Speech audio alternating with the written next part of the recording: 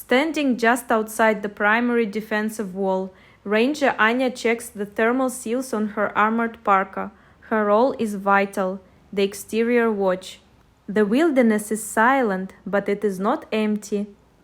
Anomalous ice storms can flash freeze a man in seconds, and ancient, biomodded creatures from forgotten Soviet labs are said to prowl the deeper woods.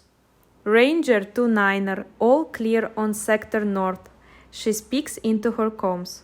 In the Reach, no one travels alone, and no one goes beyond the snow-cleared pass without authority. To leave the range of the central heating network is to invite death. Anya's duty is to ensure the walls remain unbreached, both by the cold and by the desperate. A flicker of movement catches her eye, a shadow darting between the skeletal trees. She tightens her grip on her pulse rifle, the barrel humming with barely contained energy. The city's outer defenses are a maze of motion sensors, laser grids, and heated kill zones, but the taiga is vast and the cold is patient. Anya's breath steams in the frigid air as she adjusts her visor, scanning the horizon. The neon glow of Siberia pulses behind her, a beacon in the dark, a promise that here humanity refuses to yield.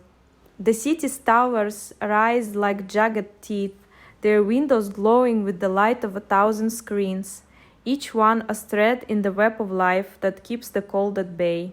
The air inside the industrial core of Siberia was thick with the metallic tang of recycled oxygen.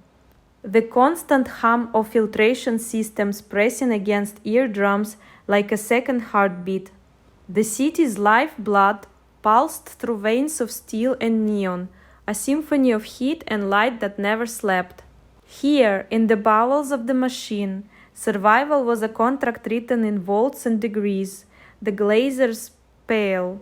Slender figures draped in synthetic silks glided through the upper levels of the Krasny Oktyabr Tower, their faces bathed in the sterile glow of artificial suns.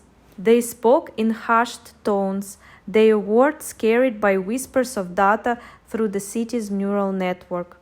Their lives were measured in watts and watts alone. True sunlight was a luxury reserved for the archives of the past, and the closest they came to real warmth was the controlled climate of their high-rise sanctuaries.